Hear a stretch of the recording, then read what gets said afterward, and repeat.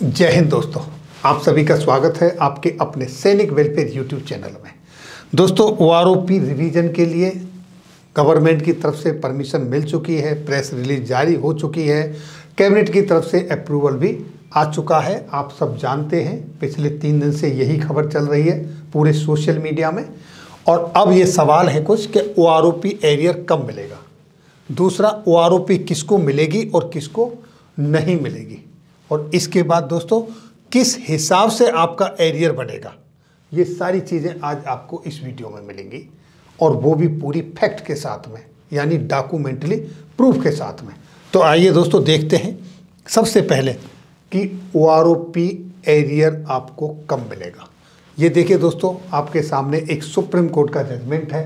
ये supreme court की तरफ से ओआरओपी के ऊपर जजमेंट दिया गया था, और ये जजमेंट आया था आपका 16 मार्च 2022 को। इस जजमेंट के अनुसार सुप्रीम कोर्ट ने निर्देशित किया था सरकार को कि जो ओआरओपी का रिवीजन होना है, जो एलिजिबल पेंशनर्स हैं उनको जो एरियर दिया जाएगा, वो एरियर दिया जाएगा दोस्तों with in a period of 3 month, यानी 3 महीने के अंदर अंदर आपको एरियर मिलने के लिए सुप्रीम कोर्ट ने आदेश किए थे। लेकिन सरकार ने जो ये प्रेस रिलीज जारी की है उसमें बताया है कि आपको 4 किस्तों में एरियर दिया जाएगा, यानी कि लगभग आपको 1.5 साल के अंदर ये एरियर आपको मिल पाएगा, पहली किस्त चालू होने के बाद। अब पहली किस्त कब मिलेगी, इसके बारे में भी देखिए दोस्तों, एक और फैक्ट आपके सामने लेके आता हूँ।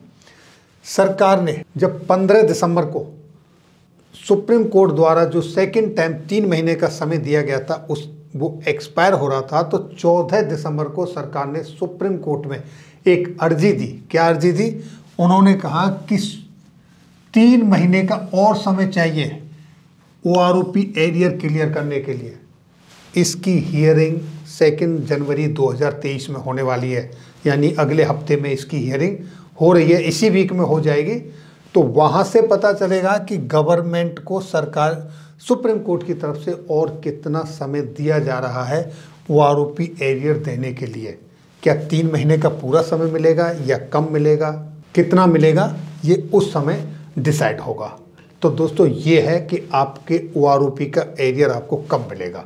उसके बारे में फैक्ट जो हमारे पास अवेलेबल हैं उनके अनुसार ये कंडीशन पैदा हो रही है। गवर्नमेंट सुप्रीम कोर्ट के अगर आदेश को मानती है तो विद इन 3 मंथ मिलेगा आपको, और अगर गवर्नमेंट सुप्रीम कोर्ट के आदेश को नहीं मानती है तो गवर्नमेंट ने अपने प्रेस रिलीज में बता चुकी है कि आपको 6 महीने के अंतराल पर 4 इंस्टॉलमेंट में आपका एरियर आपको मिलेगा।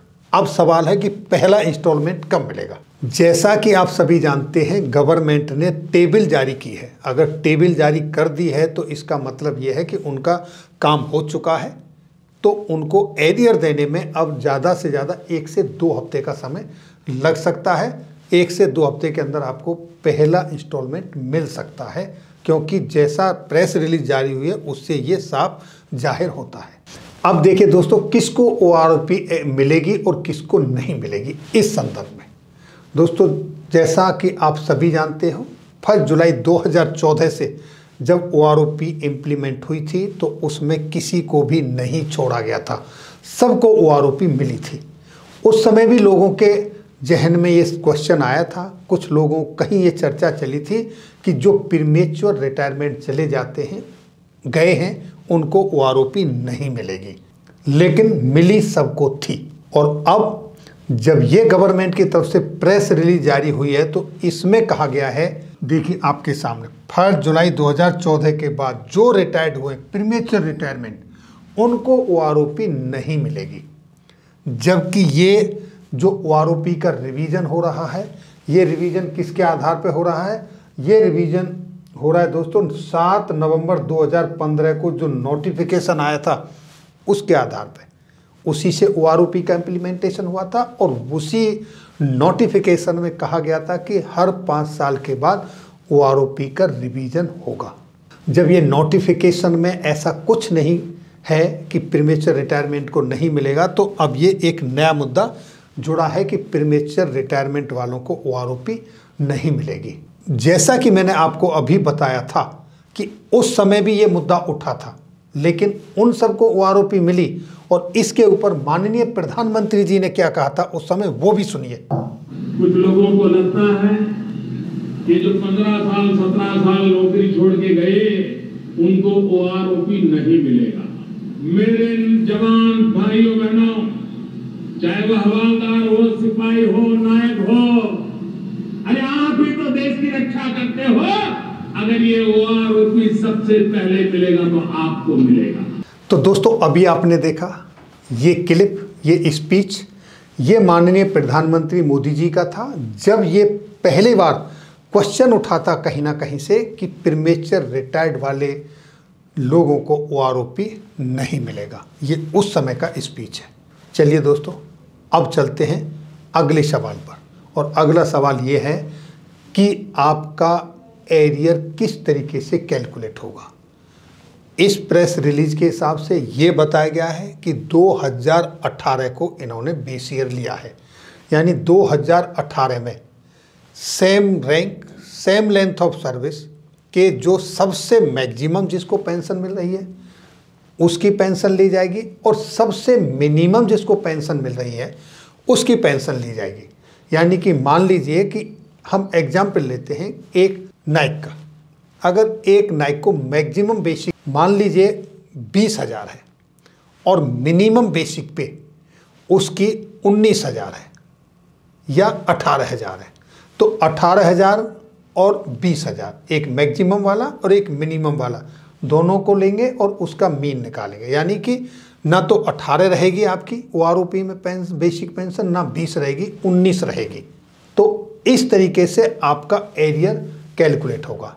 अब मुद्दा ये है कि जो 18 वाला है वो तो 19 पे पहुंच जाएगा, जो 19 वाला है वो 19 पर रहेगा, जो 20 वाला है या 19.5 वाला है जिनको इतनी बेसिक पेंशन मिलती है उनको प्रोटेक्ट किया जाएगा, उनकी कम नहीं होगी, उनको उतनी ही मिलती रहेगी, लेकिन नीचे वालों को वहाँ पर एवरेज में ले जाया जाएगा। इस तरीके से आपका एरियर कैलकुलेट होगा।